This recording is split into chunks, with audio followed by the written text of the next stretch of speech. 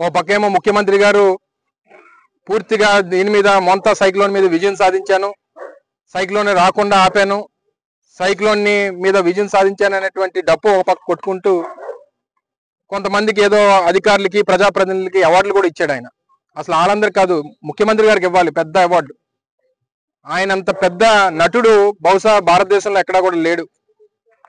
వాస్తవానికి సైక్లోన్ దిస్తరడం దిశ మారి నష్టం కాస్త తక్కువ వాటిల్లినప్పటికీ అది చంద్రబాబు నాయుడు గారి ప్రతిభ అని ఆయన అనుకుంటున్నారు. వాస్తవానికి అసలు సైక్లోనే ఈ రాష్ట్ర ప్రజల మీద జాలి చూపించి ఎక్కడ ఎక్కువ నష్టం వాటిల్లితే చంద్రబాబు నాయుడు వల్ల దా నష్టం రెండింతలు అవుతుంది అన్నటువంటి ఉద్దేశంతో సైక్లోనే ఈ రాష్ట్ర ప్రజల మీద జాలిపడింది.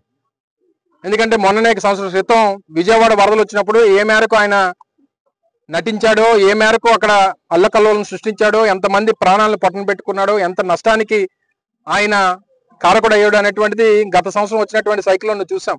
అందుకని సైక్లోనే ఈ రాష్ట్ర ప్రజల మీద జాలిపడి కాస్త దిశ మార్చుకొని కాస్త నష్టం ఒక సకానికి పడేటువంటి దానికి మనం చూసాం.